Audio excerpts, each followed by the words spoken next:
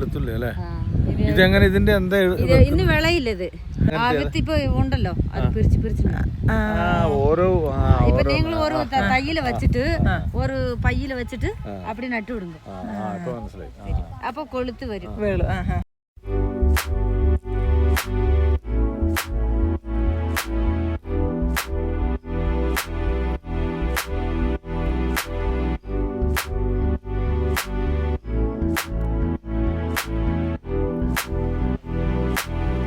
Hello, welcome back to my YouTube channel. എല്ലാവരും സുഖമായിട്ടിരിക്കുന്നു എന്ന് വിചാരിക്കുന്നു. ഞങ്ങളും അടിപൊളിയായിട്ടിരിക്കുന്നു.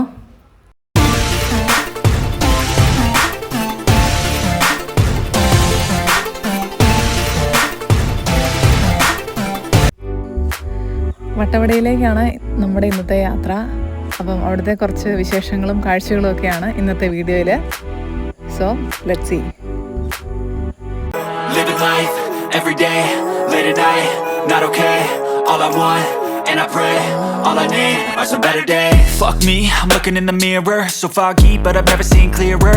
I don't really think anyone can save me, and honestly I'm not really sure I want saving. I like to be my own worst enemy. There's no risk if you don't try at anything, so I'ma just keep buying everything. മൂന്നാറിൽ നിന്ന് ഏകദേശം ഒരു 40 കിലോമീറ്ററാണ് വട്ടവടയ്ക്കുള്ളത്. ഇപ്പം നമ്മൾ മാട്ടുപ്പെട്ടി റൂട്ടിലാണുള്ളത്. നമ്മൾ മാട്ടുപ്പെട്ടി ഡാമിൽ cover ചെയ്ത് പോവുകയാണ്. ഇവിടെ ഇറങ്ങുന്നില്ല, നമ്മൾ നേരെ വട്ടവടയ്ക്കാണ് പോകുന്നത്. അപ്പോൾ ഇവിടെ ഇറങ്ങിയാൽ നമ്മുടെ സമയം പിന്നെയും പോവും. അതുകൊണ്ട് ഇതുണ്ടോ, ഈ സൈഡിൽ ബോട്ടൊക്കെ ചീറി പായുന്നുണ്ട്. ഇപ്പം നമ്മൾ ചെക്ക് പോസ്റ്റിൽ എത്തിയിട്ടുണ്ട്. ഇനി നമ്മുടെ ഡീറ്റെയിൽസ് എല്ലാം അവിടെ ചെന്ന് പറയണം. അപ്പം ഇതിനതിനു വേണ്ടി അങ്ങോട്ട് പോയേക്കുവാണ്. അപ്പോൾ നമ്മൾ അവിടെ സ്റ്റേ ചെയ്യുന്നില്ലെങ്കിൽ ഒരു 6 മണിക്കുള്ളിൽ തിരിച്ചിറങ്ങണം. അപ്പോൾ നമ്മൾ അതെല്ലാം പറഞ്ഞ് തിരിച്ച് കയറാൻ പോവാണ്. അപ്പോഴാണ് ലാസ്റ്റ് ടൈം വട്ടവട വന്നപ്പം ഈ സ്പോട്ടിലിരുന്ന് ചായ കുടിച്ചായിരുന്നു. അത് പറഞ്ഞുകൊണ്ടാണ് അങ്ങോട്ട് പോകുന്നത്. ഇപ്പോൾ ആ ചായക്കട അവിടെ ഇല്ല, പൂട്ടിപ്പോയെന്ന് തോന്നുന്നു.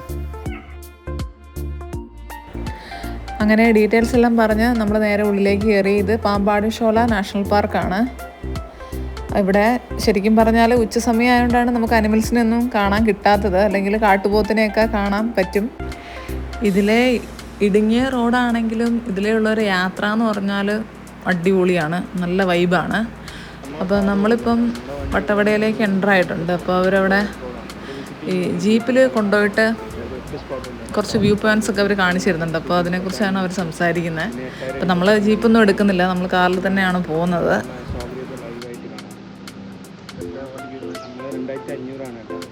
2500 വട്ടവട ടൗൺ എത്തുന്നതിന് മുന്നേ തന്നെ നമുക്കിങ്ങനെ ഇവിടെ കൃഷിയിടങ്ങളൊക്കെ കാണാൻ പറ്റുമേ.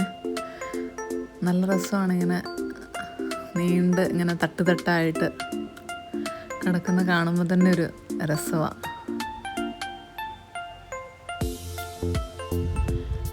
ഇത് നമുക്ക് റോഡ് സൈഡിൽ തന്നെ നിന്നാൽ താഴ്ഭാഗത്തേക്ക് കാണുന്ന കാഴ്ചകളാണ് ഇത് മൊത്തം.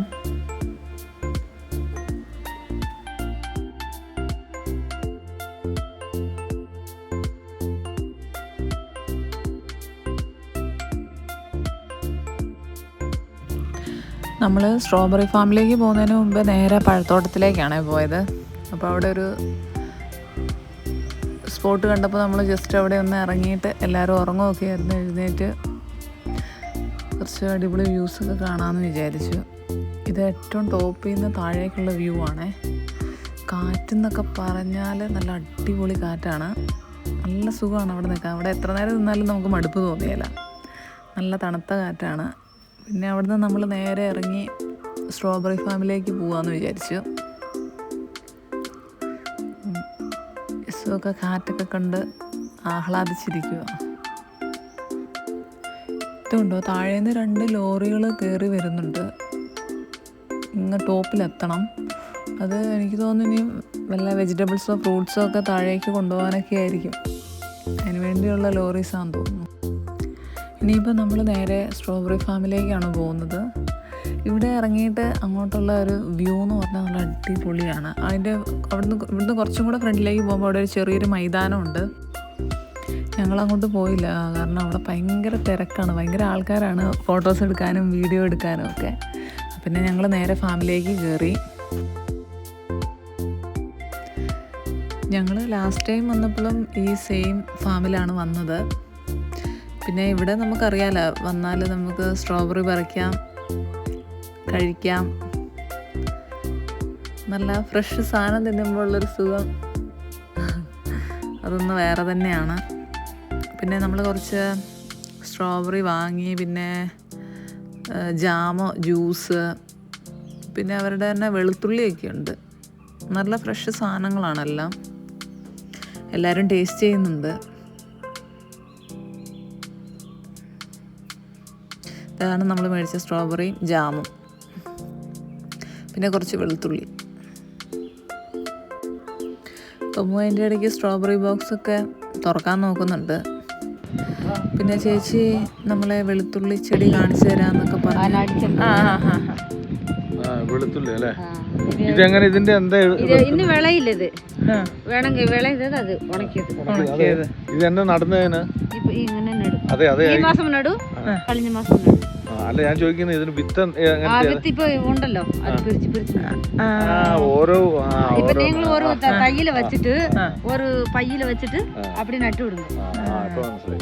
അപ്പൊ കൊളുത്ത് വരും. എന്നിട്ട് ഇങ്ങനെ ഒരു വരും. ഇപ്പൊ വരും. ഇപ്പൊ ഇത് വിളഞ്ഞില്ലേ? അപ്പൊ വിളയുമ്പോ അത് വാടിയിട്ട് ഇല്ല, പഴുത്ത് വരും. പഴുത്ത് വരും. അപ്പൊ നമ്മൾ എടുത്ത് പാത്തിട്ട് പിന്നെ എടുക്കും. ഇത് തന്നെ സാധനം ബീൻസ് അല്ലേ?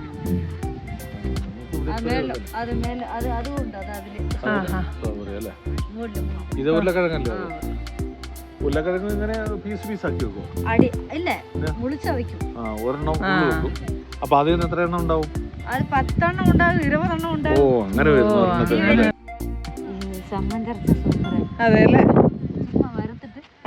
ഇത് നമ്മുടെ സൂര്യകാന്തിയുടെ സീഡാണേ, അതുകൊണ്ട് ചമ്മന്തി അരയ്ക്കുന്ന കാര്യമാണ് ചേച്ചി പറഞ്ഞേ.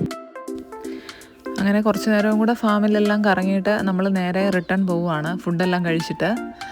അപ്പം ഇനി നമ്മൾ നേരെ മാട്ടുപ്പെട്ടി ഡാം, കുണ്ടല ഡാം അങ്ങനെ കറങ്ങിപ്പോവാനാണ് പ്ലാൻ ചെയ്തേക്കുന്നത്. അപ്പോൾ എല്ലാം കൂടെ ഒറ്റ വീഡിയോയിൽ ഉൾപ്പെടുത്തി കഴിഞ്ഞാൽ ഭയങ്കര ലെങ്തി വീഡിയോ ആയി പോവും.